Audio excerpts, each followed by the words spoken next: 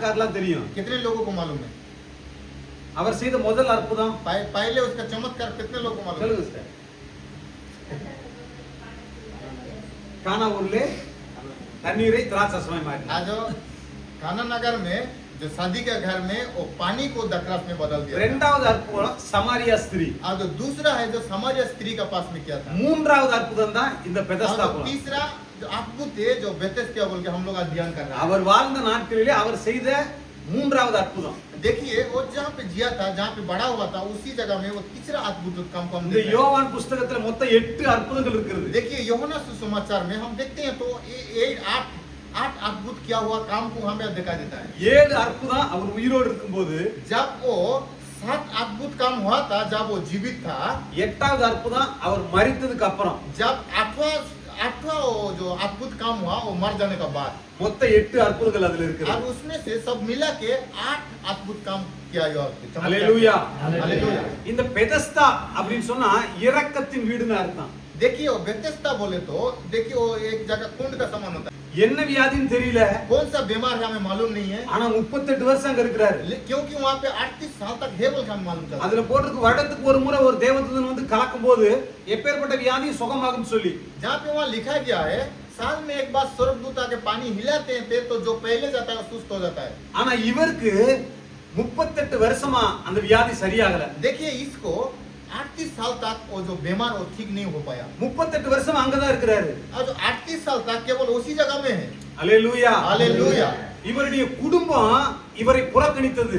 देखिए उसका परिवार उसको छोड़ दिए होंगे, இவரை நினைக்கல. वो लोगों को उसका बारे में सोचना बंद कर दिए। தாய் தகப்ப இருந்திருப்பாங்கல்ல, वो लोगों को पिता माता ने होंगे ना, உடன் பிறந்தவங்க இருந்திருப்பாங்கல்ல. वो लोग का जो साथ में पैदा हुआ भाई बहन तो होंगे ना। இவர் வியாதியா இருந்ததுனால, वो जब बीमार है बोल के இவருக்கு யாருக்குமே பிரயோஜனம் இல்லதுனால और किसी को भी वो प्रयोजन नहीं है बोल के सोच रहा है, குடும்பம் அவர் அங்கேயே விட்டுட்டு போயிட்டாங்க. और परिवार उन लोगों को उसी में छोड़ के लोग चला जाते हैं। ஒருவேளை இவர் நல்லா இருந்தாங்கன்னா குடும்பத்துல வச்சிருப்பாங்கல்ல. एक समय अगर वो अच्छा होता तो परिवार का साथ में उसको रखते ना, இவர்னால நல்ல வருமானம் வந்திருந்தா இவரை குடும்பத்துல வச்சிருப்பாங்கல்ல. क्योंकि उसका द्वारा से कुछ इनकम होता होगा तो घर के अंदर में रखते हैं ना। இவர்னால எந்த பிரயோஜனம் இல்லங்கிறதுனால इस ये लोगों को रख के कोई फायदा नहीं हुआ बोल के அதே இடத்துல விட்டுட்டு போயிட்டாங்க. उसी जगह में छोड़ के चला जाते हैं। குடும்பம் இருந்து இல்லாத நிலைமை, और जब परिवार है लेकिन ना रहने का समय, தாய் தகப்பன் கைவிட்டாங்க, आज तो पिता माता भी हाथ छोड़ दिए, கூட பிறந்தவங்க கைவிட்டாங்க. भाई बहन हाथ छोड़ दिए। இப்ப இவருக்கு என்ன பண்றதுன்னு தெரியல. इसको क्या करना है मालूम नहीं है। 38 வருஷமா அங்கேயே இருக்கிறாரு. देखो 38 साल तक वही एक ही जगह में। ரெண்டாவது உறவினர்கள்லாம் இருந்திருப்பாங்கல்ல, और वहाँ देखिए उसका आसपास में कोई लोग होंगे ना, அவருடைய சொந்தக்காரங்க எல்லாம் இருந்திருப்பாங்கல்ல. वो लोगों का जो रिश्तेदार तो कम से कम होंगे ना। யாருக்குமே இவரை குறித்த ஒரு இரக்க மனசு இல்ல. किसी को भी इसका विषय में कोई याद नहीं आया। இவர் இந்த வியாதியில இருக்கார் சொல்லி யாருக்குமே இரக்கம் இல்ல. देखिए वो एक बीमार में हो बोल के किसको भी कोई भी इसको याद नहीं किए। அந்த உறவுகள் எல்லாம் நினைச்சாங்க, देखिए वो आसपास लोग उसका दोस्त लोग இவன் ஒருத்தருக்கு பிரயோஜனம் இல்ல, एक व्यक्ति नहीं होगा भी चलेगा, அதனால இவன் இங்கேயே இருக்கட்டும், वो उधर ही रहने दो, இவன் நம்ம வீட்டுக்கு வர வேண்டாம், ये मेरे घर के अंदर में माता नहीं நம்மள दो, தேடி வர வேண்டாம் हमें ढूंढ के माता नहीं दो। அப்படின்னு சொல்லி உறவுகளும் கைவிட்டுருச்சு. और उसी बोल के सारे लोग उसको हाथ छोड़ दिए। முதல்ல குடும்பம் கைவிட்டுருச்சு, पहले उसका परिवार छोड़ दिए, ரெண்டாவது உறவுகள் और கைவிட்டுருச்சு, दूसरा उसका दोस्त छोड़ दिए, மூணாவது तीसरा இவரே இவருக்கு சுகம் கிடைக்கணும் விரும்பல. और ये भी क्या होता है मैं अच्छा हूँगा बोल के वो सोचा नहीं है। ஏசப்பா வந்து கேக்குறாரு, पिता यीशु पिता क्या पूछ நீ रहा है, சுகமாக விரும்புறியான்னு तू கேக்குறாரு. क्या अच्छा होने के लिए चाहता है? அதுக்கு ஆமா நான் சுகமாக நான் விரும்பல, அவர் விரும்பல. और वो बोलता है कि हाँ मैं अच्छा होने के लिए चाहता हूँ बोल नहीं बोला, ஏன்னா அவருக்கே அவரை பிடிக்கல.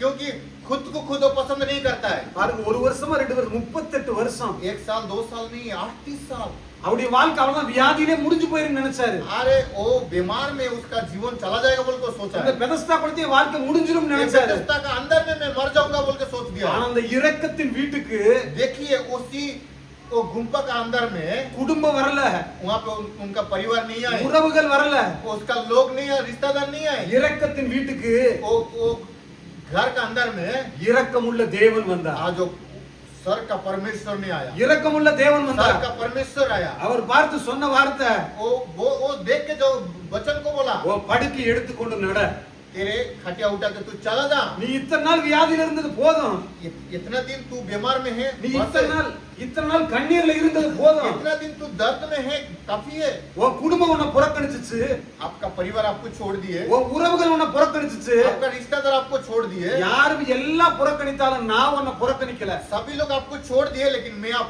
तुझे नहीं छोड़ूंगा। நீ சுகமாக விரும்பலனாலும் பரவாயில்ல, तू चंगा होने के लिए नहीं चाहता है, फिर भी चलेगा। போது நீ பட்ட கஷ்டங்கள் எல்லாம், तू बहुत कष्ट किया, बस इतना काफी है। நீ வடித்த கண்ணீர் எல்லாம் போதும். तू जितना रोया है इतना काफी है। அவ்வளவுதான் உன் வாழ்க்கை முடிஞ்சிச்சுன்னு நினைக்கிறியா? इतना ही बस इतना ही तू मर जाएगा बोल के सोच रहा है क्या? 38 வருஷம் ஆயிருச்சு, 38 साल हो गया। இனி நான் எப்படி நடக்க போறேன்? आज का बाद में कैसे चल पाऊंगा? இனி நான் எப்படி சரியாக போறேன்? मैं कैसे ठीक हो पाऊंगा? வேதனையோடு இருக்கிறியா? दर्द में है, கண்ணீரோடு இருக்கிறியா? रोते हैं, புலம்பிட்டு இருக்கிறியா? और जो तू सोचता है क्या? பயப்படாத, मत डरो। இரக்கமுள்ள தேவன் நான் வந்திருக்கிறேன். आज स्वर का परमेश्वर में आया हूँ। இத்தனை நாளா உன்னை முடக்கி வச்சிருந்த इतना साल तक तुझे यहाँ पे அந்த रखा है, படுக்கையை எடுத்துக்கொண்டு நட அப்படின்னு சொன்னாங்க. अभी ये खटिया उठा के जा बोल के அந்த बोला। படுக்கையை எடுத்துக்கொண்டு நட, वो खटिया लेके चल, அந்த படுக்கையை எடுத்துக்கொண்டு நட. ये खटिया लेके चला जा। அப்பொழுதே அவனுக்கு ஒரு சுகம் உண்டானது. तभी ये उसको एक चंगा को आया। அல்லேலூயா. हालेलुया।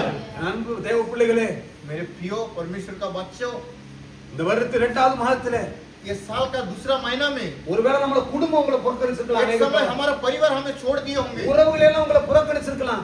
एक समय हमारा रिश्तेदार ने हमें छोड़ दिए होंगे, ஏன்னா நம்ம கிட்ட பணம் காசு இல்லாம இருக்கலாம், क्योंकि हमारा पास पैसा रुपया नहीं होगा, உயர்வு இல்லாம இருக்கலாம், हमारा पास एक जो बस्ती नहीं है, தாளந்துகள் இல்லாம இருக்கலாம். हमारा पास एक कोई सुविधा नहीं है, அதனால நான் ஒன்றுக்குமே உதவாதனால इसीलिए हमें कोई किसी का जरूरत नहीं पड़ எத்தனை रहा है। பேர் குடும்பத்தால் புறக்கணிக்கப்பட்டிருப்போம், कितने लोग हम परिवार हमें त्याग कर दिए होंगे, எத்தனை பேர் உறவுகளால் புறக்கணிக்கப்பட்டிருப்போம். कितने लोग हम परिवार हमें भूल गए होंगे। எனக்கே என்ன பிடிக்கலப்பா, मुझे बस मैं खुद में पसंद नहीं करता हूँ, எனக்கே என்ன பிடிக்கல मैं खुद पसंद नहीं करता हूँ। அப்படின்னு ஒரு கேள்விக்குறியோட அமர்ந்துக்கிறீங்களா? इस प्रकार कुछ एक प्रश्न लेकर हम यहाँ पे आए हैं क्या? ஒண்ணு கவலைப்படாதீங்க, कुछ चिंता ना करिए, இரக்கமுள்ள தேவன் உங்களை தேடி स्वर வந்திருக்கிறார். का परमेश्वर आपको ढूंढ के आए हुए हैं। நீங்க எப்படிப்பட்ட சூழ்நிலையா இருந்திருக்கலாம், आप किस प्रकार परिस्थिति में क्यों ना हो, ஒருவேளை பலவீனத்தோட வந்திருக்கலாம், कुछ भी दर्द का साथ क्यों नहीं ஒருவேளை आए, கண்ணீரோட வந்திருக்கலாம், एक समय आप रोते रोते आए होंगे, ஒருவேளை உடைக்கப்பட்டு வந்திருக்கலாம். एक समय आप टूट के भी आए होंगे। ஏன்பா என் வாழ்க்கையில மாத்திரம் இவ்வளவு கஷ்டம்? क्यों मेरे जीवन में इस प्रकार समस्या से ஏன் गुजर என் रहा हूं? வாழ்க்கையில இந்த வியாதி மாற மாட்டேங்குது? क्यों मेरा जीवन में ये बीमार छोड़ के जाता नहीं है? எனக்கு ஒரு உயர்வு வராதா? मुझे क्या अच्छा जीवन नहीं आएगा? என் வாழ்க்கையில ஒரு மேன்மை வராதா? मेरे जीवन में खुशी नहीं आएगा? உடைக்கப்பட்டு வந்திருக்கிறீங்களா? आप एक टूट के आए हुए हैं क्या? கண்ணீரோடு வந்திருக்கிறீங்களா? रो के आए हैं क्या? கவலைப்படாதீங்க, चिंता मत करो, இரக்கமுள்ள தேவன் உங்களை தேடி வந்திருக்கிறார். परमेश्वर स्वर का परमेश्वर आपको உங்களுடைய ढूंढ के பலவீனத்தை आए। மாற்றுவா, आपका समस्या को உங்களுடைய बदलेगा, வியாதியை மாற்றுவா, आपका बीमार को बदलेंगे, உங்களை மேன்மைப்படுத்துவா. आपको उठाएंगे। அல்லேலூயா, அல்லேலூயா. அப்பேற்பட்ட ஜீவனுள்ள தேவனை इस प्रकार ஆராதிக்கிறோம். जीवित परमेश्वर को हम आराधना करते हैं। 38 வருஷ வியாதியஸ்தனை சுகமாக்கின தேவன் 38 साल का बीमार को सुस्त करने वाला உங்களுடைய परमेश्वर பலவீனத்தை மாற்றுவதற்கு, आपका समस्या को बदलेंगे, உங்களை உயர்த்துவதற்கு, आपको उठाएंगे, மேன்மைப்படுத்துவதற்கு आपको आनंद देंगे। அவர் உண்மையிலவராய் இருக்கிறார். वो सच्चा खुदा है। அல்லேலூயா, அல்லேலூயா. ஒன்று கவலைப்படாதீங்க, कुछ मत डरो, ஜீவனுள்ள தேவன் நம்மளோடு கூட और இருக்கிறார். जीवित परमेश्वर हमारा साथ है। எத்தனை நேரம் தனிமையில அழுதுருப்போம். कितने समय हम लोग रोते थे। நான் என் வேதனையை யார்கிட்ட சொல்றது? मेरे जो दर्द को मैं किसको बताऊंगा? நான் கண்ணீரை யார்கிட்ட சொல்றது? मेरे लहू को किसको दिखाऊंगा? என் கஷ்டம் தீராதா? मेरे कष्ट किसको दिखाई नहीं देता है। எத்தனை நாம உடைக்கப்பட்டிருப்போம், कितने समय हम टूट गए होंगे, எத்தனை நாள் நம்ம தனிமையில அழுதுருப்போம். कितने दिन हम आंसू लेके रोते होंगे। யார்கிட்டயும் சொல்ல முடியாம மனதுல போட்டு போட்டு போட்டு வேதனையோடு இருந்திருப்போம். किसको हम बोलेंगे बोल के अंदर में तड़प के आए होंगे। ஒண்ணுக்கு கவலைப்படாதீங்க, कुछ भी चीज की चिंता मत करो। ஜீவனுள்ள தேவன் நம்மளோடு கூட और जो இருக்கிறார். परमेश्वर जो जीवित இரக்கமுள்ள தேவன் நம்மளோடு கூட और இருக்கிறார். स्वर्ग का परमेश्वर आपका साथ है। உலகம் உங்க புறக்கணிக்குதா? பயப்படாதீங்க. और संसार आपको छोड़ दिए, मत डरो। குடும்பம் உங்களை புறக்கணிக்குதா? பயப்படாதீங்க. परिवार आपको छोड़ दिए, मत डरो। உடன் பிறந்தவங்க உங்களை புறக்கணிக்கிறாங்களா? பயப்படாதீங்க. आपका जो भाई बहन आपको छोड़ दिए, मत डरो। யாரு புறக்கணித்தாலும், जो भी आपको छोड़ेंगे भी, யாரு கைவிட்டாலும், जो भी आपको हाथ छोड़ेंगे भी, ஜீவனுள்ள தேவன் உங்களோடு கூட இருக்கிறார். जीवित परमेश्वर आपका साथ में है। ஜீவனுள்ள தேவன் உங்களோடு கூட இருக்கிறார். और जीवित परमेश्वर आपका साथ பாருங்க, में இந்த है। 2026 வருடத்துல देखिए 2026 साल में நீங்கள் எதிர்பார்க்காத ஒரு மேன்மையை கடவுள் கொடுப்பார். आप जो सोचते हैं वो चीज परमेश्वर आपको நீங்கள் देंगे। எதிர்பார்க்காத ஒரு சுகத்தை கண்டிப்பா கொடுப்பார். जो भी आप देखते हैं वो चंगाई परमेश्वर आपको நீங்கள் देंगे। எதிர்பார்க்கிற ஒரு ஆசீர்வாதத்தை கர்த்தர் जो கொடுப்பார். आप सोचते हैं वो आशीष परमेश्वर आपको देंगे। அல்லேலூயா, அல்லேலூயா. அல்லேலூயா. அல்லேலூயா. நாம இதே நிலைமையில இருக்க மாட்டோம். हम इसी प्रकार इस जगह में नहीं रहेंगे, இதே சூழ்நிலையில இருக்க மாட்டோம். हमारा इस प्रकार परिस्थिति में नहीं रहेंगे। நம்மளை ஆசீர்வதிக்கிற தேவன் நம்மளோடு கூட இருக்கிறார். हमें आशीषित करने वाला परमेश्वर हमारा साथ है, நம்மளை உயர்த்துகிற தேவன் நம்மளோடு கூட हमें இருக்கிறார். उठाने वाला परमेश्वर हमारा साथ है, நம்மளுக்காய் ஜீவனை கொடுத்த தேவன் நம்மளோடு கூட இருக்கிறார். हमारे लिए जीवन को देने वाला परमेश्वर हमारा साथ है। ஹalleluya हालेलुया, ஹalleluya हालेलुया। அதனால யார் இருந்தாலும் இல்லாட்டி பயப்படாதீங்க. अगर कोई है कि नहीं है मत डरो, யார் உங்களுக்கு உதவி செய்தாலும் செய்யாட்டி பயப்படாதீங்க. कोई आपको मदद कर रहा है कि नहीं कर रहा है मत डरो, உங்களை உயர்த்துகிற தேவன் ஒருவர் இருக்கிறார். आपको मदद करने वाला परमेश्वर जीवित है, உங்களை ஆசீர்வதிக்கிற ஒரு தேவன் இருக்கிறார். आपको आशीषित करने वाला परमेश्वर है। இந்த மாத இரண்டாவது மாதத்துல ये महीना दूसरा महीना में கண்டிப்பா கர்த்தர் உங்களை ஆசீர்வதிப்பார். निश्चय परमेश्वर आपको இந்த आशीष ஜெபம் முடிந்து करेगा। போகும்போது आप यहाँ पे प्रार्थना खत्म करके जब जाओगे கண்டிப்பா கர்த்தர் உங்களை ஆசீர்வதிப்பார். निश्चय परमेश्वर आपको ஏன்னா आशीष ஜீவனுள்ள करेगा, தேவனை क्योंकि ஆராதிக்கிறோம். वो जीवित खुदा को हम प्रार्थना करते हैं, ஆசீர்வதிக்கிற தேவனை ஆராதிக்கிறோம். आशीषित करने वाला परमेश्वर को हम प्रार्थना करते हैं। ஹalleluya हालेलुया।